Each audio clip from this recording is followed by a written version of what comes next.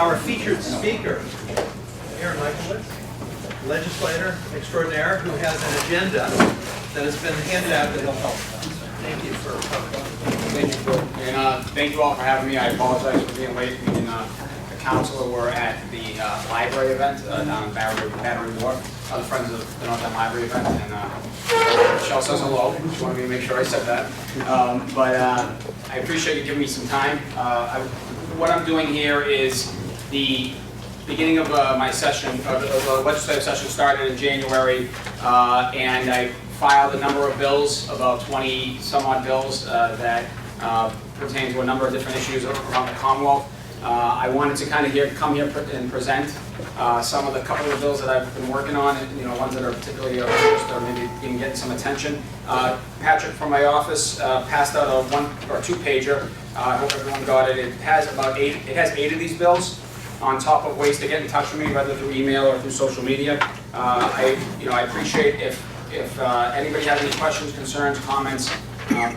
Many of you in this room have my cell phone. Outside of that, by all means, feel free to reach out to me in regard to these bills.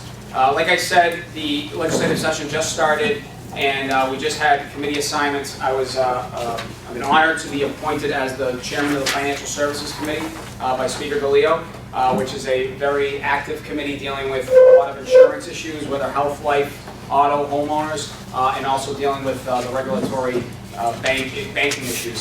So I got a lot on my plate in terms of dealing with some of these big issues that we deal with in the Commonwealth. But first and foremost has always been, and I pride myself on constituent services and work and making sure that that I'm dealing with a lot of the issues that are in the community. Like I said, Patrick from my office usually attends this meeting as much as possible. I come on occasion, but by all means, you don't have to. If you want to get in touch with me, it doesn't have to necessarily be related to this particular agenda. It can be related to any issue that comes up. Obviously, I'll try to get back to you and be as helpful as I possibly can. And I always say that it's not just regulated to state issues, city issues. I work with the council, I work with the mayor's office, whether it's city issues, federal issues. I work with Senator Petroselli and also our congressional delegation. So I try to keep any type of issues that come up. Doesn't matter whether they're city, state, or federal. By all means, reach out to me, and I want to be as helpful as possible.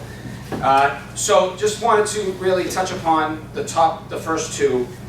Those have been the ones that have been getting a lot of attention recently, and I wanted to kind of just give you an understanding of why I filed these pieces of legislation, and what's the process going forward, and how can input from the community be helpful going forward. First and foremost is short-term residential rentals. That is related to regulating any type of rentals that are under 30 days.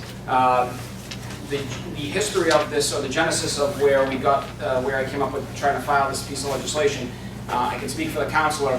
When I said a couple of years ago, we were getting some phone calls or some inquiries from many, and mostly elderly, I want to say, where they would live in an apartment building, and across the hall from them, they would see one night. There would be 2 guys going in the apartment. The next night there'd be a family going in the apartment. The next night there'd be 2 girls going in the apartment, and it would be different people on different nights. And they would reach out to us and kind of ask, what is this? What's going on in this building? Or how do I find out what's going on? And at the time, I personally didn't really have much of an answer, because I didn't know what was really going on in those types of situations. But more recently, as time went on, we came to realize that a lot of this stuff was taking place in our neighborhood through a lot of online portals. For instance, Airbnb is the most popular and well-known one, but there's a number of them, whether it be on Craigslist, Flipkey. What was the one we met with today? What's the name of that one? Stay Alfred. Stay Alfred. There's another one that these businesses I wasn't aware of it. Yeah, they're based out of Washington. We met with them today. So they. As we did a little more investigation, and we basically in July we started to, my office wanted to start figuring out what bills we were going to file for the next session coming up as of right now. So we started doing some investigation, and we noticed that how many of these units were in the North End alone was alarming. I think at the time we saw about 70 different units during a period of time just on Airbnb alone. Never mind the other online portals. That was an alarming number for a lot of reasons. One of which is that we're not a big neighborhood. We have 11,000 people. population size, 70 units is a large chunk of that housing market, and that changes a lot of dynamics, whether it be in terms of people feeling comfortable knowing who's living right across the hall from them, or the fact that it can alter rents, it can alter housing stock, and so it's something that was just alarming, just to see that amount taking place. And granted, this was during the summer, so that might be a peak time of the year potentially, but the point is that this is a growing industry. Over the last 2 years, it's really exploded. Airbnb alone has, I think they said they did $12 million in revenue in the city of Boston alone. And as we started investigating further, we came to realize that this just isn't a city of Boston problem. This is an issue that's going on really across the Commonwealth, more in urban environments. Revere, for instance, was one that we checked out, and they had a lot of places along Revere Beach that were being used for, especially during the summertime, used on Airbnb.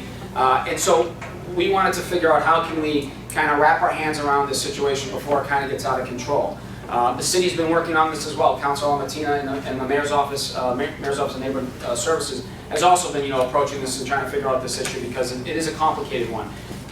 We started looking at places that have regulated these types of short-term rentals already, and we found the most prevalent one was San Francisco as a city, as a municipality.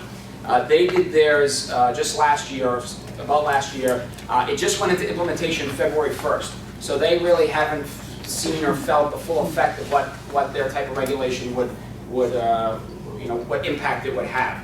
Or they're just starting to get the first sense of it. What we wanted to do, and it was based off a template of what was done in San Francisco, but we did make some tweaks and changes that were more related to what issues we're dealing with in the Commonwealth. We basically said if you wanted to have a short-term rental, if you wanted to open your unit up to be used as a short-term rental, then you had to go online with the state, and hopefully the online portal would direct you right to that State Department, and you have to register online with the state to basically tell the state you are open for business as a short-term rental unit. The state would then turn the numbers over to the city of Boston, or in this case the city of Boston, but all the municipalities. We gave a lot of flexibility within the legislation on exactly how the municipality wanted to regulate individually. Because basically what we learned in investigating a lot of this stuff, we saw that what's good in Boston or what's good in the North End isn't necessarily what's good on the Cape. The Cape's a different animal. It deals with they have some longer term rentals. People might want to stay on the beach house for the week or for the month versus the North End or downtown Boston where it might be only a couple days. Just a point of reference, Airbnb told us that in their findings in Boston, it was on an average 4.8 days was their average stay on using their website at a location. And they also wanted to claim, to us that they're never the problem in dealing on the issues here, what you hear about it. I hear that and I take it for what it's worth. I believe them at their word, but I take it for what it's worth. But they gave me a hotline that if you are sensing that there is an issue, that you can call Airbnb directly and they will try to rectify it themselves. So we left that number on this piece of paper. It's on the bottom point of number 1. I'm going to talk to Matt about trying to get that up on the website so people will know where to call if they have an issue with Airbnb, or if they have what they think is an Airbnb. What they said is you'll come to find out it's not them, it's another company. We'll see how that plays out. Because there was a safety, going back to the bill, because there's a safety issue, we wanted to mandate that the rentals, anytime there's a rental, that it be up to code, whether it be fire, electrical, or any other type of safety matters, and the state and the city would have to coordinate how to regulate that and make sure that was done properly. There is a revenue piece here because currently, right now, none of these short-term rentals are paying any types of taxes whatsoever.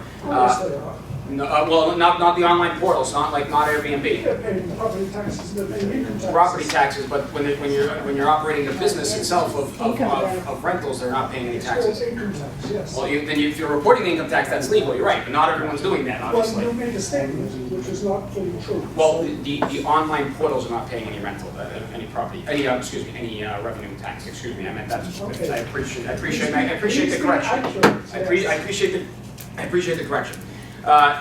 So the way we would set it is be a 5% rental tax from the state, and then we would give the city the option to add an additional 6.5 hotel tax, or similar to a hotel tax, which is currently the situation that you have at hand.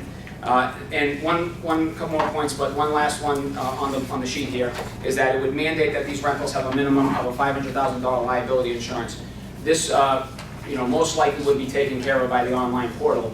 But this would also weed out some of the ones that aren't being done properly and prevents some type of liability issue. One of the other alarming things that I came to find out in a lot of my conversations about this business, this growing economy that we want to see prosper, we want to see done, but we want to see done right, is the fact that I talked to an owner in the neighborhood who owns a couple pieces of property, and I asked him, or I had a conversation with him, and I looked up, his buildings, and I came to find out there was like 2 units that were up on Airbnb at that point in time. And I asked him, I said, you know that these tenants of yours are actually doing Airbnb? And he was like, I had no clue. He was like, I didn't know. And so I mean, this isn't something that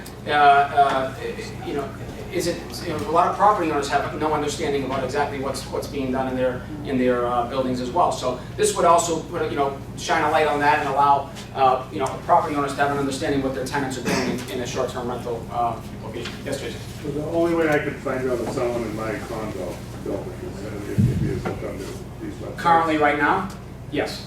Well, condos. See, obviously we have a difference between apartment buildings and condo associations. I mean, condos associations, a lot of them have these regulations already written into their regs. But they're easy. Yeah, they're right. But they can be easy to get around. You're right. But a lot of apartment buildings have really no regulations. Some have like to this. run into their lease. Yeah, or it might be written into lease, but it might not be. Some do it anyway. Right.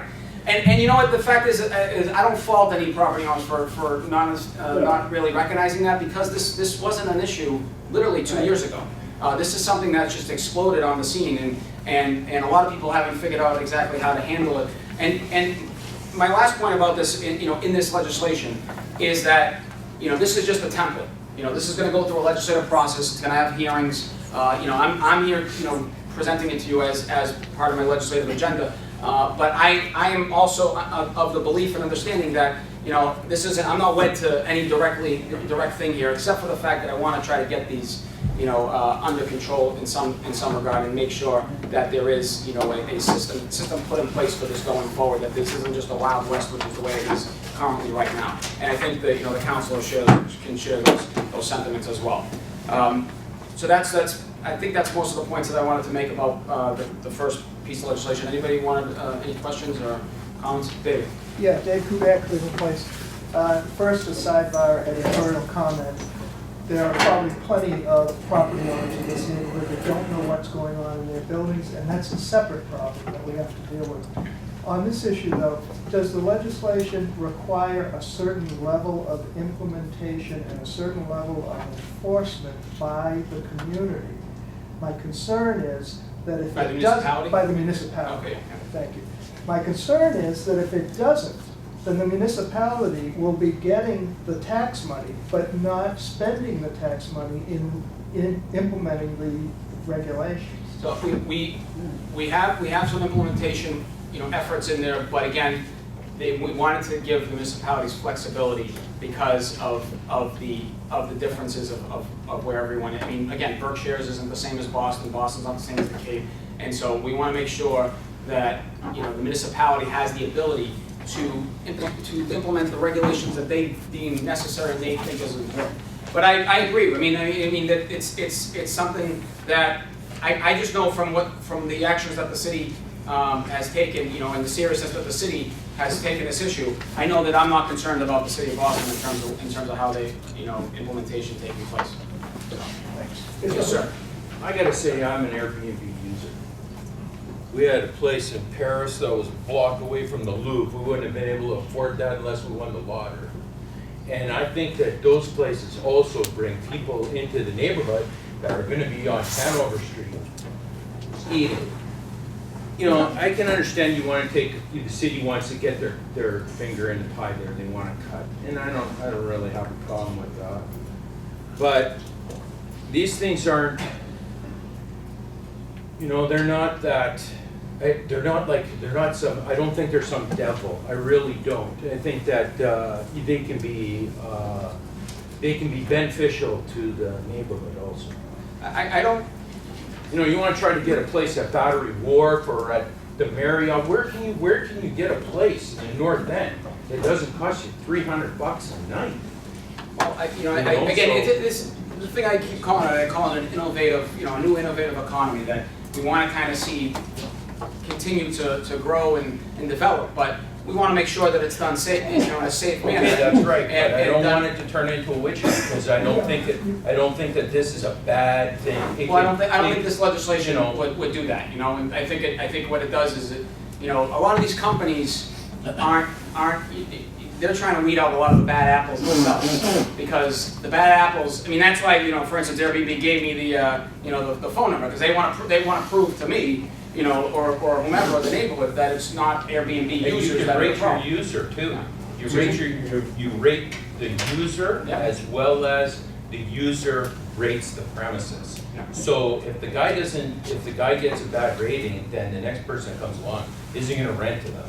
So, I don't know, I just wanna be careful, I just wanna make sure that it's not such a bad thing. There's a question in front.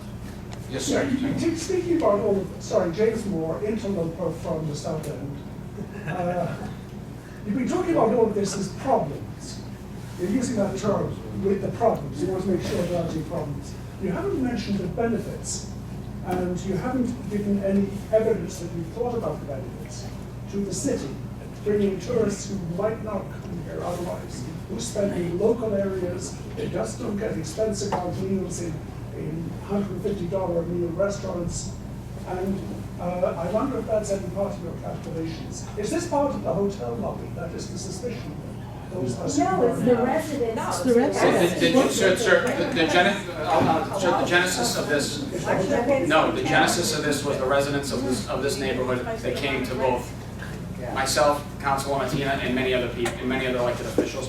And I will say this, I don't see these organizations as the devil. If I did that, I would be trying to ban them altogether. And this is not the case in this instance. I'm trying to put this, through legislation, almost legitimize this, but make sure that it's done right. Because right now there is no regulations on this, and there is no type of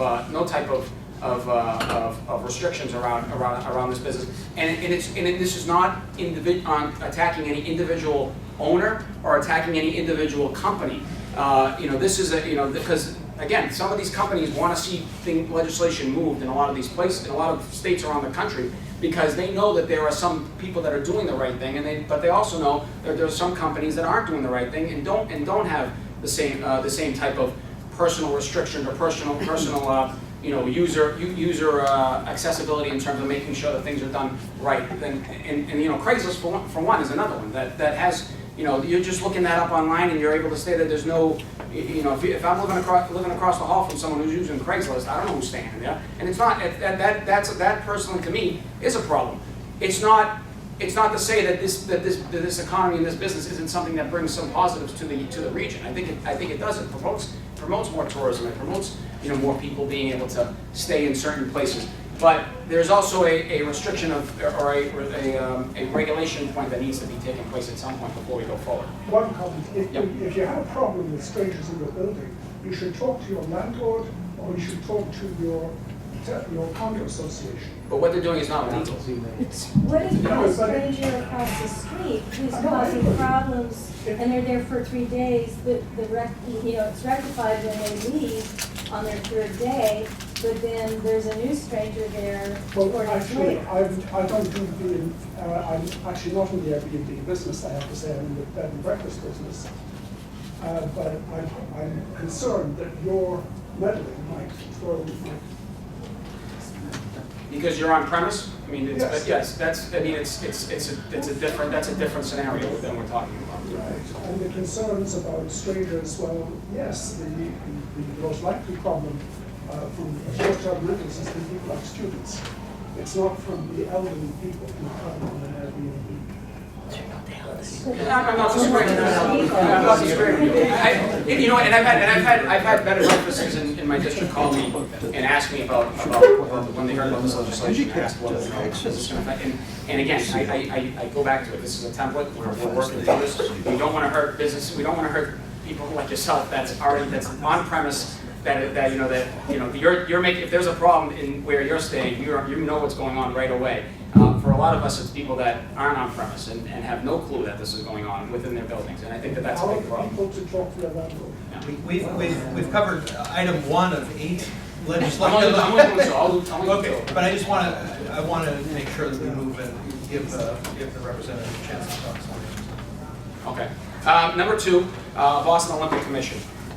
Me and myself and Representative Mike Moran filed a piece of legislation that would create a commission that would oversee the Boston 2024 Olympic bid. Personally, I have not made up my mind whether I am for the Olympics or against the Olympics. I see a lot of potential benefits that could take place through having an Olympics here in the city. I also see a lot of potential issues that could come up by investing so much into an Olympics. And many other Olympics that have happened in the past in other countries, prove that much so. Currently, right now, there is no state stakeholder that is sitting at the table amongst these discussions. It has been a Boston 2024, which is a nonprofit entity, and the City of Boston and the administration negotiating exactly how this is going to go forward, which is what the process was, how it was supposed to start. But because we are going to be potentially relying on state tax dollars, it is my belief as a state representative that I think that we need to, get the state to have a seat at the table in these discussions going forward. This commission would be made up of 7 appointees, including the Speaker of the House, the Senate President, the Governor, the Mayor, the AG, the IG, and the Treasurer. I think that's those 7. That sounds about right. They would have a seat at the table, and their duties, these appointments, their duties would be to oversee and gather facts and information relative to public safety, economic, and social impacts of citing the 2024 games in the candidate city. Again, I go back to it. There is a potential lot of benefits through this. We might fix a lot of transportation infrastructure, which is needed in this city, needed in this region, but.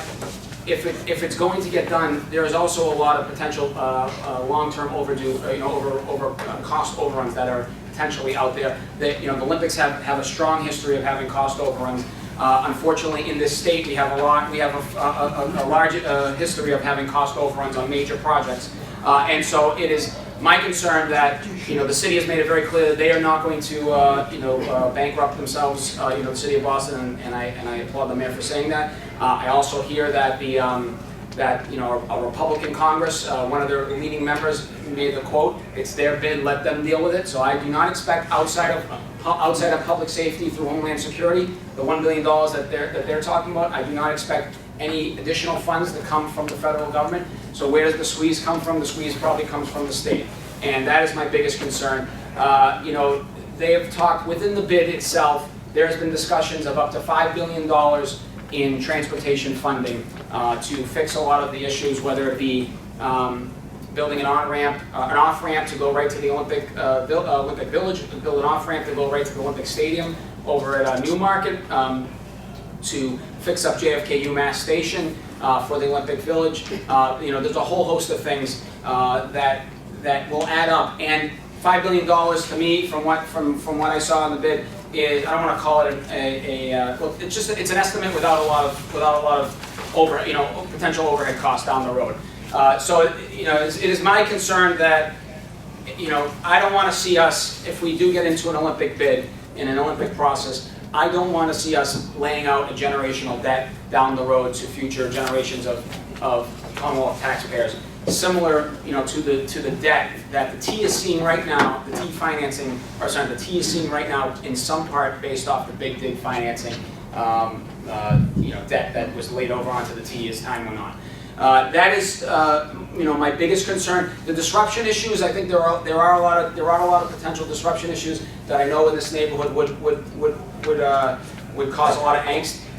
Those are concerns too, but to me the biggest concern is the financial investment that we're talking here, without much strings attached to it, is kind of maybe the way to say it. So, a couple things that the commission would do is that they would, if 2024 was to take any public funds related to the games, then they would be forced to put up online their funds and their expenditures, whether it be public funds or private funds. That is something that we did similarly with the Greenway Conservancy a couple years back, if we remember. It was when people had a lot of angst about the Greenway Conservancy. We pushed legislation that would put all their stuff online. I think to some degree that has calmed a lot of people's nerves about how the Greenway is spending its money. I think that this would allow people for Boston 2024, for the Olympic process, give a venue for people to go online and make a decision for themselves whether things are being done the right way or not, financially. The second piece is, what was the second piece? I'm sorry, this is the 8th time I've said this little thing, speech or whatever, and I have another 4 to go because I'm trying to hit all my neighborhood associations. Eminent domain. Eminent domain was the second piece. There's a piece in the legislation that would require any discussions on eminent domain to go in front of the commission for a vote. Currently, or not currently, back in January when the bid was given to, or the United States, when Boston became the United States designee for the bid, they talked about doing the Olympic Stadium over at Newmarket, and there were many reports to say that there would be potentially some type of eminent domain process that would take place in order to move some of those businesses that are down in Newmarket, move them out, and allow us to do an Olympic village. As someone who lives in the North End, who's lived in the North End all my life, who represents a piece of the West End, when you talk about the words eminent domain, it gets me a little concerned, and I have to take a second or third or even fourth look at it. My belief in that issue is if you're gonna buy it, if they want to use that property, then let them buy it from the businesses themselves and let the businesses sell that property instead of forcing them out. That was kind of the centerpiece of the eminent domain, but that could be in terms of any discussion that we're talking about with Boston 2024.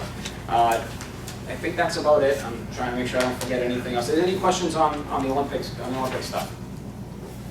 Yeah, don't you think, since this is the North End, that we should support the candidacy of Rome, Italy, as the host city? With all the benefits we're going to get, Rome needs it better than we do. Good idea. I'll let you start the campaign. When is this going to be in the form of draft legislation? Is it in the mixer now, and are you? No, these are filed. I mean, these are bills that have been filed. Our filing deadline was, I want to say, mid to late January. Committee assignments went out a couple weeks ago. Bills are going to committees right now. I'm not exactly sure. Oh, I'm sorry. The short-term residential rental went to the Revenue Committee. I just found that out yesterday. I thought it was going to the Housing Committee, but it went to the Revenue Committee. And so I'll be having a discussion with the chairman of that committee at some point in time. Getting one last point on the Olympics Commission. One thing people don't really realize, or maybe don't seem to realize, is that even though this is 9 years away, these deadlines for this stuff is really coming fast. I mean, it's gonna come real quick. September is when the U.S. has to put in its final bid for Boston 2024. They have to put it to the IOC, to the International Olympic Committee. So that's why while it seems so far away, it seems 9 years away, the fact that we try to get in some stipulations in terms of protecting the state, to me the time is not that far away. It's really only a couple months away. And so for us, that's why we filed it now, and that's why we've been pushing it now. We got 98 co-sponsors out of the legislature, which is a large number for a bill. And there was many from Boston, but there was also from all over the state. And the funny thing is they ranged from the far left of the legislature, meaning the people that that have the far left agenda, and all the way to the far right agenda, and everything in between. So there was no political ideology involved here. It was a mixed bag of everyone that signed on to this bill. So We're moving forward with this, and we're, you know, but we're open for suggestions and comments and questions, you know. Thank you very much. I think we're going to have to not have any more questions because we have one more speaker. We really thank you. Thank you all. Thanks, Sarah.